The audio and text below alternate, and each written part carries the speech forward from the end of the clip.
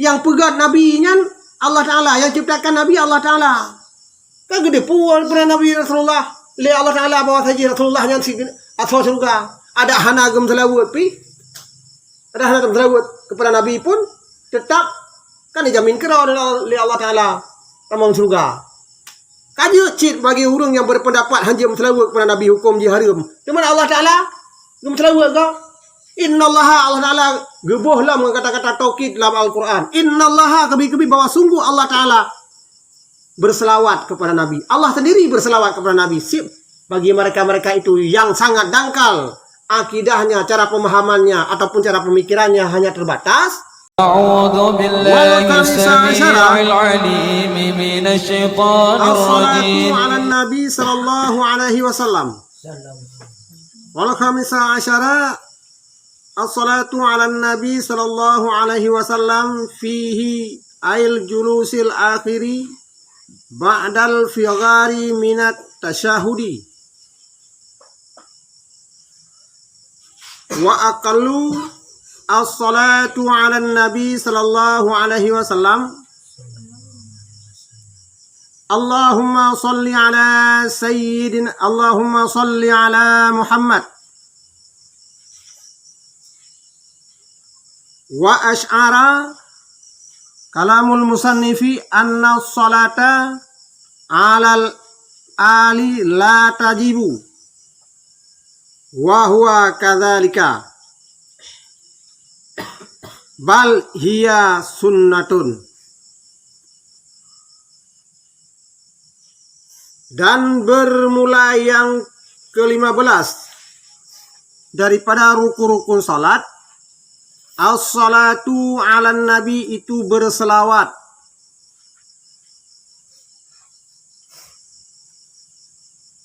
Kepada siapa berselawat? 'Alan nabi, kepada Nabi Muhammad sallallahu alaihi wasallam. Di atas Nabi sallallahu alaihi wasallam, fihi padanya. Artinya julusil akhiri pada duduk yang akhir. Ba'dal fighari minat tasyahudi, sesudah selesai daripada membaca tasyahud. Wa aqallu salati wa aqallu as-salatu 'alan nabi, dan bermula sekurang-kurang selawat di atas nabi itu as-salatu 'alan nabi. As-salatu 'alan nabi.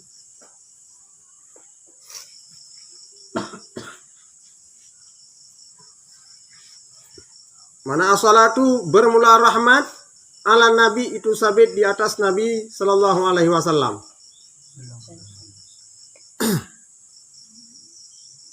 Allahumma salli ala Muhammad. Ya Allah, ya Tuhanku,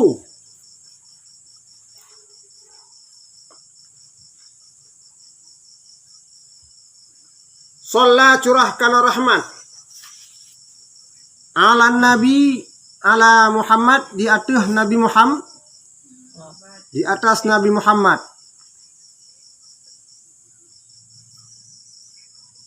Wa ash'ara, dan memberitahu, kalamul musannifi, oleh perkataan tungku musannif, yaitu pengarang kitab,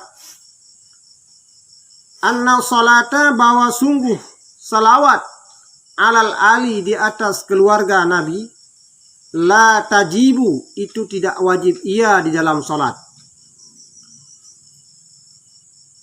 Itu tidak wajib ia di dalam salat.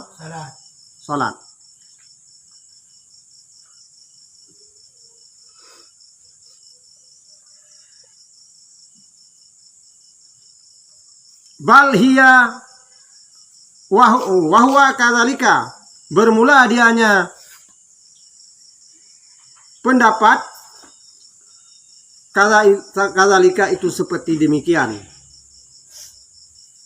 Dianya pendapat ataupun kalam tengku musannif itu seperti demikian. Bal hiya sunnatun. Bal akan tetapi bermula dianya selawat di atas keluarga Nabi dalam salat. Akan tetapi bermula dianya selawat di atas keluarga Nabi di dalam salat. Sunnatun itu sunat. Itu sunat. Itu sunat. Hukumnya sunat.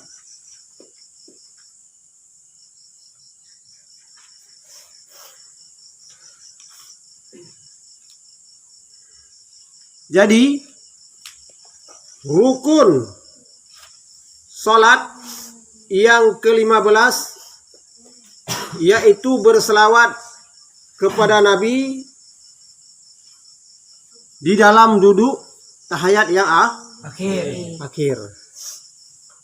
Rukun sembahyang yang ke-15 tamu selawat ke Nabi ba'du tahiyat yang akhir. Ba'du tahiyat yang akhir.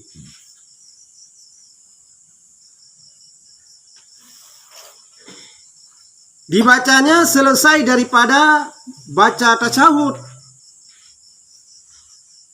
Masa kita bersalawat kepada Nabi di dalam duduk tahiyat yang akhir setelah selesainya kita membaca tasyahud. Setelah lafaz tasyahud. Setelah at-tahiyatul mubarakatus salawatut thayyibatu lillah hingga sampai kepada wa asyhadu anna Muhammadar Rasulullah. Selesai daripada itu barulah memulai membaca selawat kepada Nabi. Jadi intinya berselawat kepada Nabi di dalam salat hukumnya wajib. Karena dia itu termasuk salah satu daripada rukun salat. Meninggalkan salah satu daripada rukun salat maka salatnya tidak sah. Jadi yang jadi pertanyaan kita hari ini, bagaimana pendapat orang-orang yang menyatakan bahwasanya berselawat kepada Nabi itu hukumnya haram? Maka sangat jelas dan nyatanya bagi ahlul bid'ah yang mengharamkan berselawat kepada Nabi hukumnya haram. Ada yang sebagian mengatakan hukumnya adalah berselawat kepada Nabi mubazir, tidak ada faedahnya. Sebagai perumpamaan yang dicontohkan oleh mereka, untuk apa kita berselawat kepada Nabi? Sedangkan Rasulullah orang yang telah dijamin oleh Allah Ta'ala masuk surga. Jadi berselawat kepada Nabi tidak ada faedah. Sebagai contoh, mereka membayangkan bagaikan sebuah gelas. Seandainya gelas ini diisikan dengan air yang sudah penuh, ditambah lagi air ke dalam gelas yang sudah penuh seperti yang kita pegang ini, maka keluarlah, meleleh keluar. Di saat keluar air yang kita tambahkan ke dalam gelas ini, maka air itu mubazir. Akhirnya mereka mengambil kesimpulan, maka haram hukumnya berselawat kepada Nabi karena mubazir selawat kita. Karena Rasulullah sudah dijamin masuk surga. Ditambah dengan lagi selawat kita, maka mubazirlah selawat kita. Buang-buang saja. Maka letaknya disitulah kesalahan mereka. Karena dalil tidak cukup, jangan dalil sebagai contoh sebagai air dituangkan ke dalam gelas. Padahal Allah sendiri di dalam Al-Quran telah menyatakan, Ya ayyuhalladzina amanu sallu alaihi wa sallimu taslima. Awal ayat, innallaha wa malaikatahu yusalluna 'alan nabi. Bahwa sungguh Allah wa malaikatuhu dan segala para malaikatnya Allah yusalluna 'alan nabi. Mereka itu semua berselawat kepada Nabi. berselawat kepada Nabi. Malah Allah Ta'ala menyuruh kembali dengan lafai fi'il amar. Sallu, berselawat olehmu wahai mereka itu.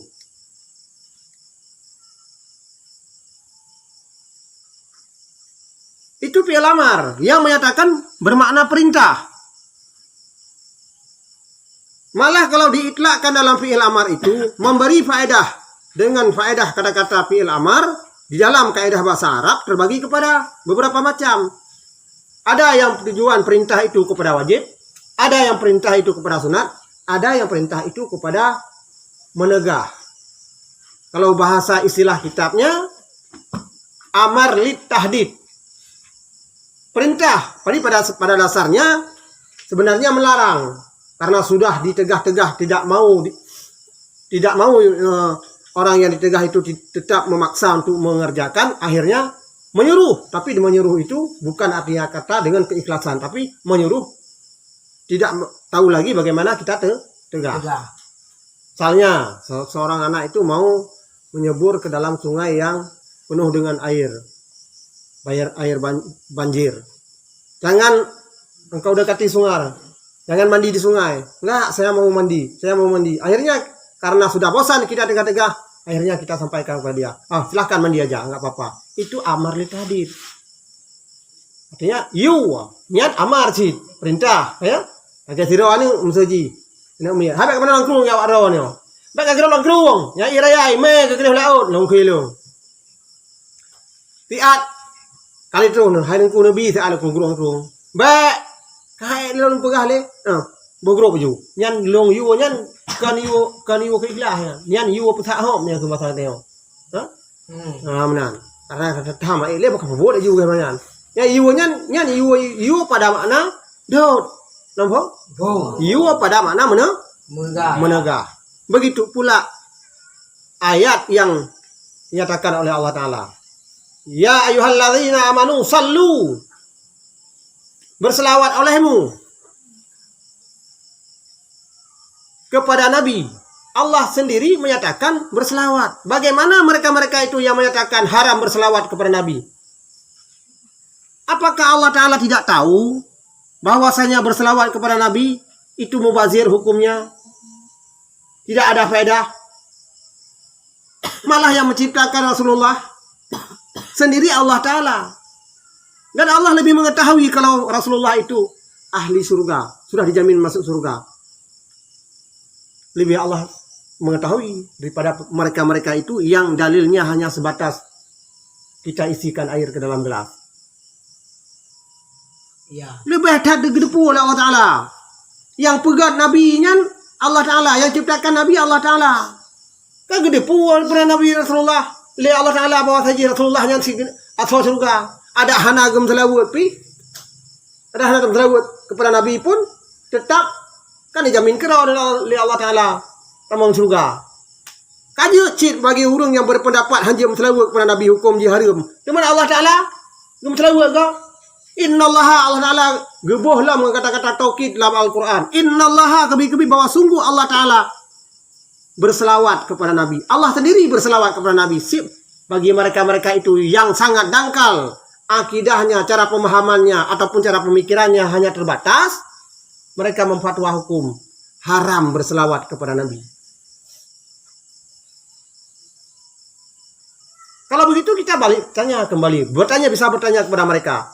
Kalau kita yang berselawat kepada Nabi hukumnya haram, di saat terjadi hukum haram berarti kita berdosa. Allah Ta'ala berselawat kepada Nabi. Apa juga Allah Ta'ala berdosa? Sama siapa Allah Ta'ala berdosa? Yang pada nak pegah, tanya wajud ikut lewatnya. Tam selawat ke Nabi hukum dia haram. Karena mubazir selawat. Cuma Allah Ta'ala selawat ke Nabi haram jid. Kemudian menyaharam kan dia cim yang katanya tak pakai dosa dia katanya. Cuma Allah Ta'ala agam selawat guna ke bubu haram ngentau dosa. Yang kejut semikir je. Baik ngoleh you, baik ngoleh dengar. Dengan ngoleh tiga. Maka oleh karena itu, cara memikirkan suatu hukum janganlah di kepala tengah. ataupun di kepala bawah, akan tetapi di kepala yang atas dengan otak yang sehat. Jangan hanya berbicara memfatwa sebuah hukum tapi dalilnya tidak cukup. Sangat banyak hadis-hadis yang dikotak-katik oleh mereka itu dengan ketentuan dalil-dalil yang tidak dalil-dalil yang tidak masuk akal. Contoh, mereka mengharamkan seseorang itu memberi fidyah. Apabila seseorang itu telah meninggal, kita memberikan fidyah kepada orang yang meninggal, hukumnya haram karena tidak ada hadisnya. Itu yang mengatakan ahli bid'ah. Dan ada sekelompok yang menyatakan begitu, yang bahwasanya memberi fidyah hukumnya haram karena tidak ada hadis. Bukan tidak ada hadis, akan tetapi mereka itu tidak mengkaji hadis. Padahal banyak sekali, salah satunya hadis yang dinyatakan oleh Rasulullah, yang diriwayatkan hadis itu pula oleh Muslim, yang menyatakan idza taraka salatan, Ya. Idza taraka salatan au nasiya. Ujung hadis itu ayu saliyaha. Ujung hadis daripada hadis tersebut dinyatakan fakafaratu anha wa ayu sallaha idza zakaraha. Apabila engkau telah meninggalkan salat, apakah itu dengan secara sengaja, au nama anha, ataupun gara-gara tertidur, maka hendak engkau beri kafarah. Wa ayyusalliha idza zakaraha, dan engkau salat kembali apabila engkau teringat. Bila seseorang meninggalkan salat dikarenakan ia tertidur, wa ayyusalliha idza taikaza, apabila pernah engkau terjaga, maka qadalah salatmu apabila engkau terjaga. Tanyo tengut lam tengut kebah tu semayang setempat wate wate kajaga dan tu kai dua wate ya, mian giyo kata, ataupun gara-gara lagi tanyo tak kebah semayang gara-gara tua. Wa ayu saliyaha idza zakaraha, maka sembayang olehmu apabila engkau teringat. Maka bagi mereka itu mengambil kesimpulan, apabila kita meninggalkan salat dengan secara sengaja, tidak wajib dikata. Sedangkan dalam hadis dinyatakan kita meninggalkan salat dikarenakan kita lupa ataupun kita tertidur sehingga melewati batas waktu, dan dalam tidur kita melewati batas waktu salat. Setelah kita terjaga, maka lewatlah satu waktu salat, maka hendak dikatakan apabila dia terbangun tanpa teringat.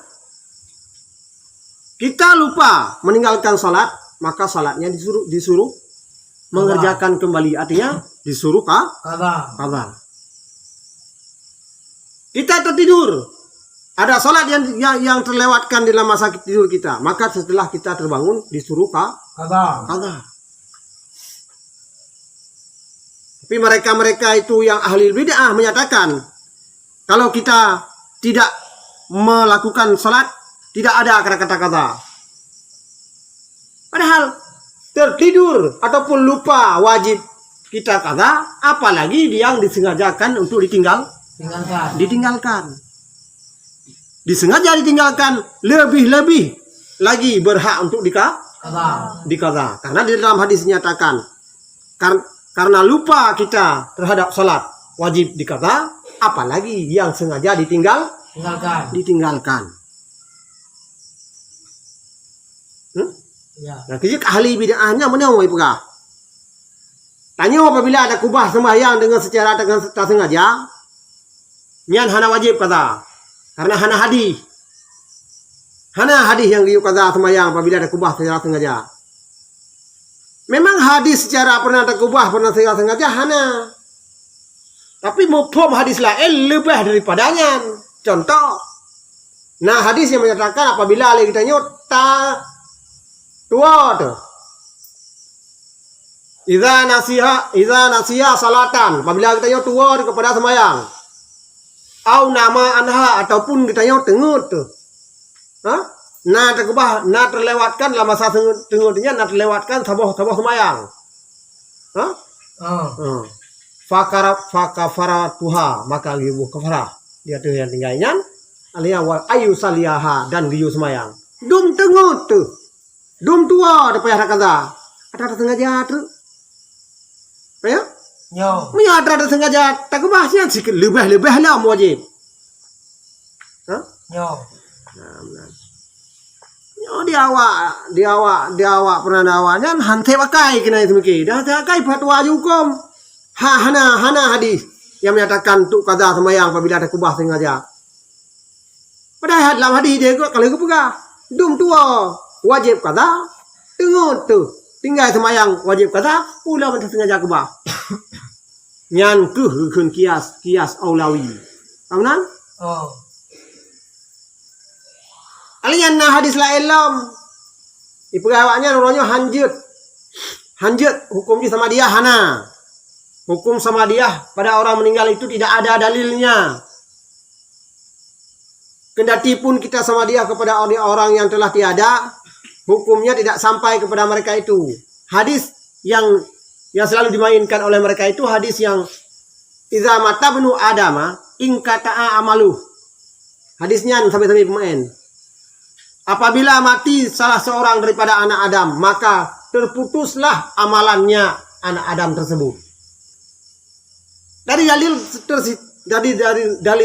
dalil itulah mereka menyatakan tidak ada gunanya kita melakukan takziah sama dia kepada orang yang meninggal. Artinya mendoakan kepada orang yang meninggal tidak akan sampai pahalanya kepada orang yang meninggal. Padahal dalam ahli sunnah wal jamaah bukan begitu cara pemikiran dalam hadis itu. Ya. Yang benar adalah idza mata ibnu Adam, apabila matilah salah seseorang daripada anak Adam, terputuslah amalannya semain. Amalannya orang yang meninggal itu memang terputus.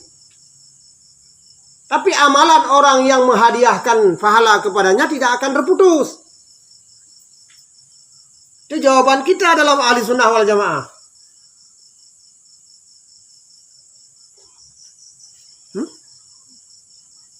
Pegah lewatnya apabila mati sudah hana pun tak doa rugo mentong. Rugo sama dia. Kenapa kan? Hadis Rasulullah ke pegah. Idza mata ibnu Adam in kata'a amaluhu. Apabila mati anak Adam, maka terputuslah hubungan kita dengan anak Adam. Padahal hinan ke pegah in kata'a amaluhu amal semayat. Amal semayatnya lepas itu boleh je ke mati je. Teman ahli keluarga mayat lepas tu apa? Yo. Nah, bang. Sehingga cok kesimpulan awaknya pada yang kerja kau urung hantai akai. Bak fatwa hukum. Etnan sagai akai. Jangan lupa lagi lupa orang tahun. Karena pikiran mereka itu terbatas. Kalau memang terbatas pikiran di dalam fatwa hukum, janganlah wahai ahli bid'ah dan ahli Muhammadiyah untuk memfatwa sebuah hukum. Itu sangat salah.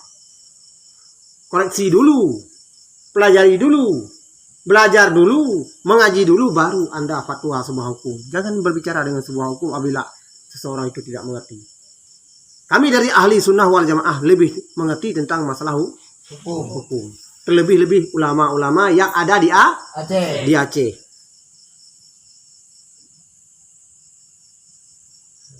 In kata'a amalu, cuma itu hadisnya. Putuslah amalan. Kalau memang terputus amalan sebagaimana yang mereka nyatakan.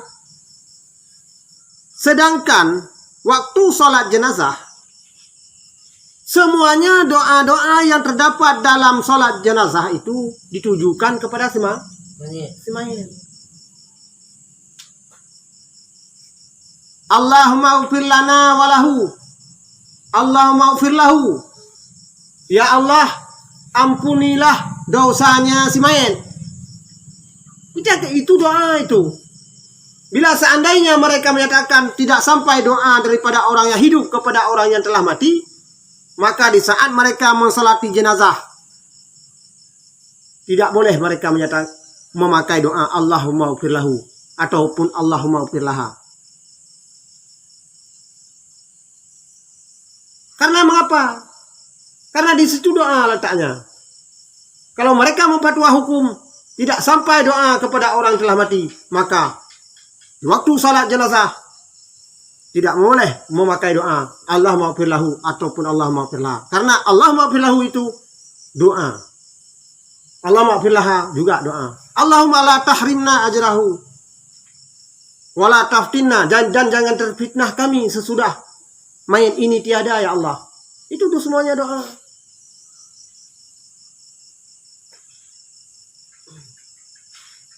Maka katanya ahli sunnah wal jamaah kelaganya cara fatwa hukum.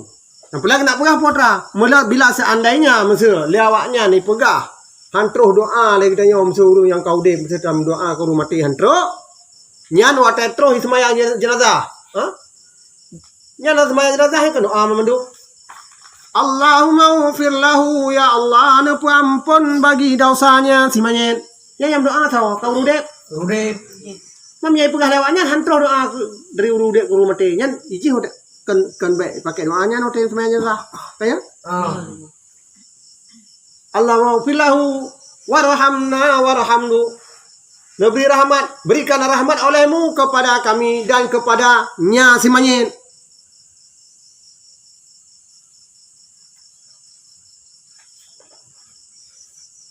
Maka sebelum memfatwa hukum, janganlah wahai ahli bid'ah engkau menyesatkan atau memutarkan balik daripada makna dan tujuan daripada hadis.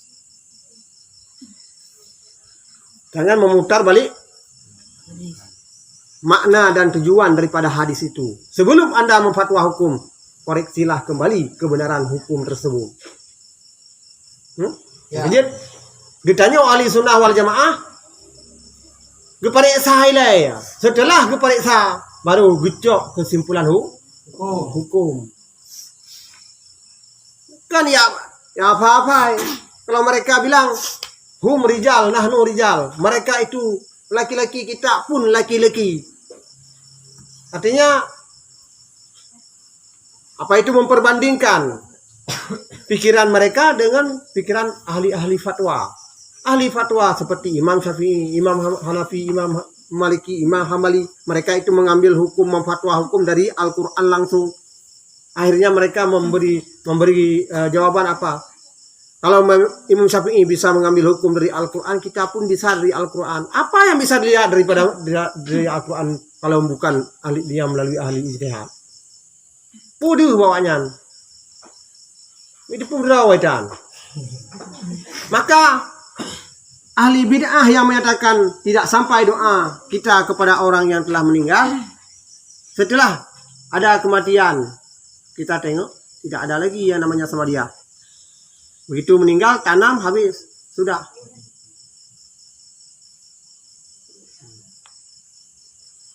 Maka sampailah pada pembicaraan kita pada malam hari ini, yaitu rukun yang ke-15 daripada rukun salat itu adalah berselawat kepada Nabi dalam yang duduk tahiyat yang akhir. Maka apabila kelompok-kelompok yang mengharamkan selawat kepada Nabi di saat dia salat, berarti mereka tidak memakai selawat kepada Nabi. Di saat tidak memakai selawat kepada Nabi, maka Salatnya tidak Sah. sah. Yang lagi kan kata mikir hai ahli bid'ah. Ya menan. Ngan ulai atu kata mikir, baik ngan ulai you. Ha? Baik pegang ada lam katanya, putra je ke urung daya. Hana sapu api ke mah urung daya. Yang na gadah pernah kena aja krong. Yang na je yang urung kampung daya yang bengeh tengku dah terhua pernah tengok kampung tinggal pegah saya kanyan. Putra yang na je Allah maafilahu saya. Yang nyan sawai hana je. Yang di urung kampung yang hame udengku. Ikatnya go apa-apa boh mete irmoh ni deh kagak nyanyi budempuh di dalam kampung. Begak nyanyi mum. Begak nyan pernah kawaket. Nampu go apa-apa nyang kira irmoh ni. Ke depur rawa tan. Nampu? Oh. Nah, dia lagi yang jawaban tu. Ha? Apabila na ahli-ahli bid'ah yang mengatakan hukum haram berselawat kepada Nabi, ni tanya ni rawana. Allah Ta'ala sendiri berselawat kepada Nabi. Apakah Allah berselawat kepada Nabi itu hukumnya haram? Kalau Allah Ta'ala melakukan sesuatu perbuatan yang haram, tentu saja dia berdosa. Tanya kembali kepada mereka. Apa yang kita tanyakan?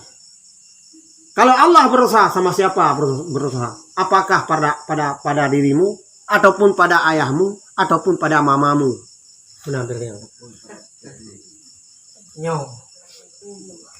Jangankan kita, Allah Ta'ala sendiri berselawat kepada Nabi. Berselawat kepada Nabi. Apa hanjir selawat ke Nabi? Ha? Baik banding antara penanya selawat ke Nabi tu bah selawat kita nyawa lagi dapat sok pun lam lah apabila dapat tolong kai leu luar ada yang lainnya ke kambadir baik na nakai Nanya haite me na kai Ayah. ka Ka.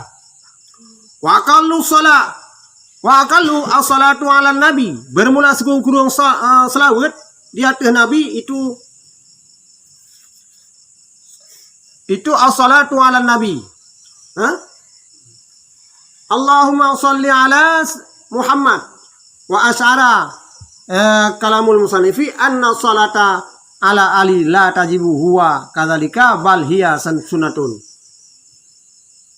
Jadi sekurang-kurang selawat di atas Nabi itu as-salatu ala Nabi Allahumma salli ala Muhammad dan memberitahu oleh kalam musannif bahwa sungguh selawat di atas Nabi di atas keluarga Nabi itu tidak wajib ia.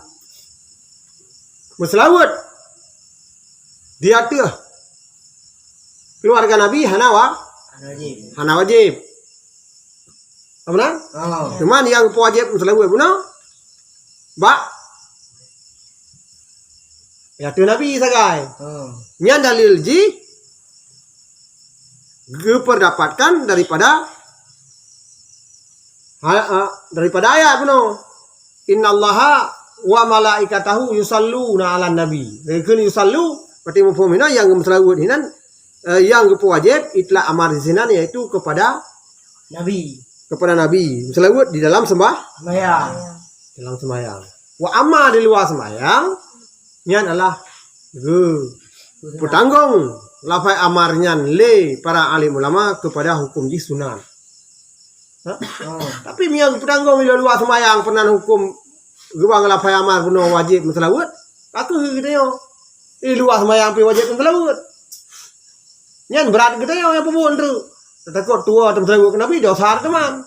Tapi bertanggung oleh alim ulama bahwa saja berselawat di luar sembahyang kepada Nabi yang hukum sunat. Adapun di dalam sembahyang hukum wajib. Nampak?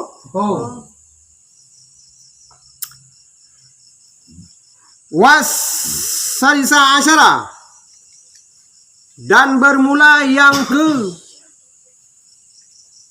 16 daripada rukun salat atas limatul ula itu salam yang pertama. Wajibu ika'us salamu halal qu'udi. Wa aqalluhu assalamu alaikum. Dan bermula yang ke-11 itu salam yang pertama. Dan wajiblah menjatuhkan salam pada ketika duduk. Wa aqalluhu assalamu alaikum. Dan bermula sekurang-kurangnya salam itu assalamu alaikum. Assalamu alaikum. Marratan wahidatan, akan kali yang satu. Wa akmaluhu assalamu alaikum warahmatullah. Dan bermula sesempurna-sempurnanya salam itu assalamu alaikum warahmatullah. Bermula sejahtera di atas kamu, kemudian warahmatullah dan rahmat Allah. Berapa kali? Marrataini, yaminan wa shimalan, pada sebelah kanan, wa shimalan, dan pada sebelah kiri. Di yang ke-11 yang ke-16 daripada rukun salat yaitu salam yang pertama. Dan salam itu wajib dilakukan pada ketika duduk. Sekurang-kurang salam di dalam salat waktu mengakhiri salat itu assalamu alaikum. Dengan lafaz assalamualaikum sudah memadai. Marratan wahidatan, sekali saja. Jadi sekurang-kurang salam sekali paling dengan lafaz assalamualaikum sudah cukup sekurang-kurangnya. Wa akmaluhu assalamualaikum warahmatullah. Sempurna lafaz salam waktu kita mengakhiri salat itu dengan lafaz assalamualaikum warahmatullah, dan lafaz itu dikatakan dua kali. Di saat berpaling ke sebelah kanan sekali, di saat berpaling ke sebelah kiri sekali. Enak dengar kan? Jadi yang kelenggan cara sempurna tak pernah salim 3. Nah, itu lafaz assalamualaikum 3 bentar. Teman yang berlebih sempurna, maka payah takun waga. Paling bak belah hunun 3, tak paling bak belah yang wi 3 tu. Jadi yang kampung